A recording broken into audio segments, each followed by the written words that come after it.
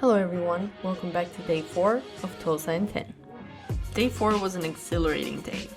There was a pretty intense tornado warning, which meant we had to work faster than planned.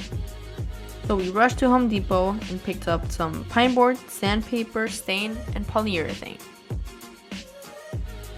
There were a few other stops that we had to do, but we thought it best to divide and conquer. Matt was going to stay at the house and cut and sand the boards, while I went around all of Tulsa to buy the rest of the stuff we needed. There was too much to do and not enough time to get it all done before the storm arrived. So while I was gone, Matt started working on the boards for Studio B. The original design changed a little bit. We decided that the boards would go from the ceiling to the baseboard instead of from the chair railing to the baseboard.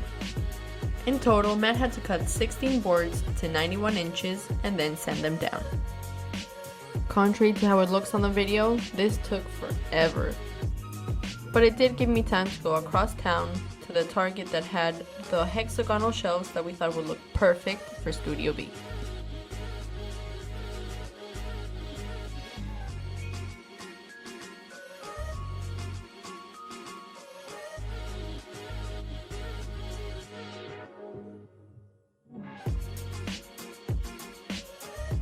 Once all the boards were finally cut, he went ahead and sanded them down with 120 grit and then 220 grit. We wanted them as smooth as a baby's bottom.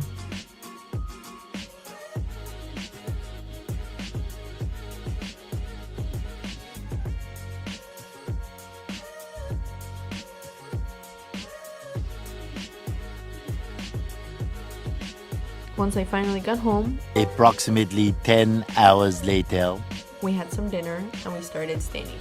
Unfortunately, the storm had already started, so we had to stain inside.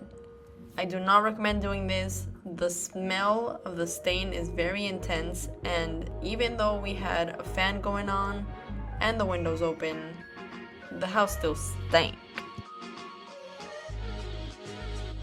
For the wood stain, we went with Early American from Varathane, and this color went beautifully next to the blue and green we chose. At this point, it was almost midnight, so we decided to leave it here, let it dry, let it cure, and wait till tomorrow.